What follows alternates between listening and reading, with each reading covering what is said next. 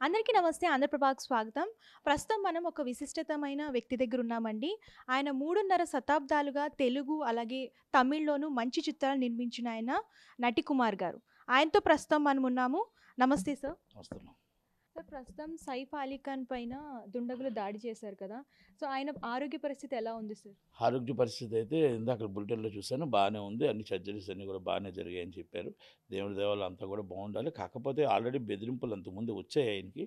ఆ బెదిరింపులు వస్తున్నా కూడా మరి బొంబాయి, బాంద్రా పోలీసులు ఎందుకు పట్టించుకోలేదు? అక్కడ కమిషనర్ ఎందుకు పట్టించుకోలేదు? బీజేపీ గవర్నమెంటు ఎక్కడున్నా బీజేపీ గవర్నమెంట్ ఎక్కడున్నా కూడా మన అక్కడ వాళ్ళకి ఇబ్బంది కూడా కలుగుతుంది. ఎందుకంటే బీజేపీ గవర్నమెంట్ వన్ సైడ్ చేస్తుంది.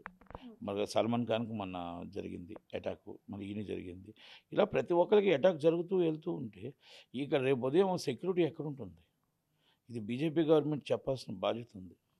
అప్పుడు సిఆర్ షిండే గారు సీఎం. ఇప్పుడు ఫడ్నవీస్ గారు అప్పుడు డిప్యూటీ సీఎం, ఇప్పుడు సీఎం. అంటే ఒక ఒక ఆర్టిస్ట్‌గా ఆయన సైఫ్ అలీ ఖాన్ గారు, సల్మాన్ ఖాన్ గారు కావచ్చు, లేకపోతే మన ఆహ్, అది సల్మాన్ ఖాన్ అవ్వచ్చు, ఎవరైనా అవ్వచ్చు. షారుఖ్ ఖాన్ అవ్వచ్చు, ఎవరైనా అవ్వచ్చు. అక్కడ వాళ్ళకే ఎందుకు బెదిరింపులొస్తున్నాయి? వాళ్ళ మీద ఎందుకు అటాక్ జరుగుతుంది? ఎన్‌సీపీ నేత ఎందుకు చనిపోయాడు?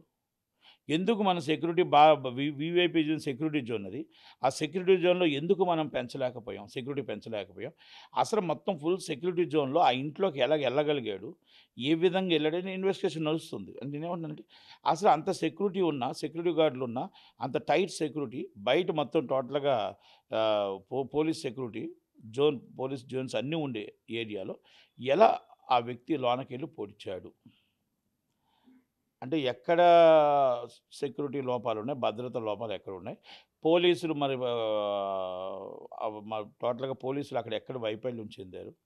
మరి ఆ వ్యక్తి ఏ విధంగా ఎప్పుడొచ్చాడు? ఆ రాత్రి 3 గంటల ప్రాంతం అంటే వెరీ టైట్ షెడ్యూల్. అంటే పోలీసులు ఫుల్ గస్తీ తిరిగే టైం. ఆ టైంలో ముందే వచ్చి అక్కడ ఉన్నాడా? లేపోతే రాత్రి ఆ టైంలోకి వచ్చాడా? వచ్చి ఆ మెడ మీద వెన్నుపూస మీద అన్ని పొడుచులు పడిగాడంటే కావాలని దొంగతనం కాదు అనేది నా అనుమానం. ఇది కావాలని ఒక ఒక అంటే అటాక్ జరిగింది. ఆయన్ని చంపడానికే ప్రయత్నం చేశాడని నేను అనుకుంటున్నాను తప్ప, ఇది దొంగతనం అని నేను అనుకోవట్లేదు. ఎందుకంటే దొంగతనంకొచ్చేవాడు అన్ని పొడుచులు పడాల్సిన అవసరం లేదు. ఏదైనా కావాలంటే ఏదైనా పట్టుకెళ్ళిపోతాడు. ఏదైనా బెదిరించి పట్టుకెళ్తాడు. దొంగతనం పెట్టేవాడు ఎన్నుపోస మీద, మె మెడ మీద ఆటిల మీద పడ్డు. కనుక అది దొంగతనం కాదు. అనుమానం ఏంటంటే, అది పక్కా రెక్కి నిర్వహించి, అక్కడ లోకల్ సెక్యూరిటీ వీళ్ళందరూ పోలీసులు కొంతమంది సహకరించి ఉంటారేమో ఆ వ్యక్తికి.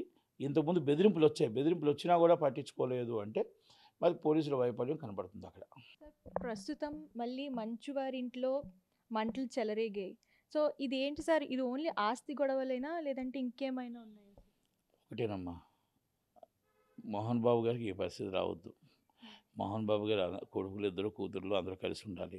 అది రాను రాను, రాను రాను ముదురుతుంది. ఆస్తు గొడవలని నేను అనను గాని, ఈగోస్ అది ఆడపిల్లల దీంట్లో ఏదో ఉంటాయి కదా! ఇంకా వాళ్ళ కుటుంబంలో గొడవలు మనం బయటకి మాట్లాడకూడదు గానీ, ఇది బయటకు పబ్లిక్ అయిపోయింది. పబ్లిక్ అయిపోవడం వల్ల మళ్ళీ అక్కడికెళ్ళడం అంటే ఆళ్ళ ఫాదర్ ఆస్తి.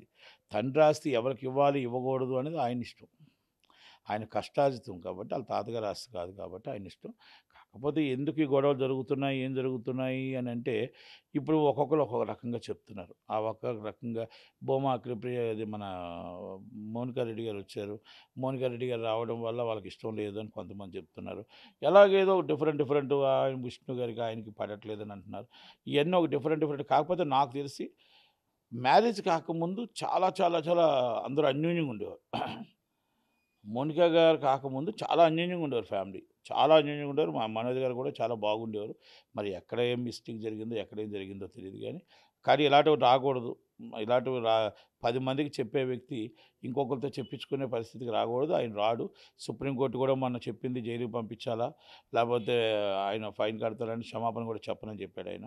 పబ్లిక్ క్షమాపణ చెప్పనన్నాడు. ఆళ్ళకి క్షమాపణ చెప్తారు. ఎళ్ళాడు, వచ్చాడు, అన్నీ చేశాడు. కాకపోతే ఇయన్నీ గూడా ఆయన ఎందుకంటే ఎదుర్కొంటూ వచ్చాడు. ఆయనకి మంచి జరగాల, కుటుంబం బావుండాలనే కోరుకుంటాం. మనోజ్ గూడా మంచివాడు. విష్ణు మంచోడే. ఆ అమ్మాయి మంచు లక్ష్మి కూడా మంచిది. కనుక వాళ్ళు బాగుండాలనే ఇప్పుడు అందరం కోరుకుంటాం. ఎందుకంటే వాళ్ళతో పాటు ఉన్న అనుబంధంతో పాటు వాళ్ళ కుటుంబం బాగుండాలి. వాళ్ళ కుటుంబం 10 కాలాల పాటు చల్లగా ఉండాలని కోరుకుంటాం. కాకపోతే ఈ గొడవలు త్వరలోనే సద్దుమణిగాలనేది ఆలోచన. అక్కడేదో ఇంజెక్షన్ ఆర్డర్ తెచ్చారు. Not to interfere injection order ఏదో ఇచ్చారు.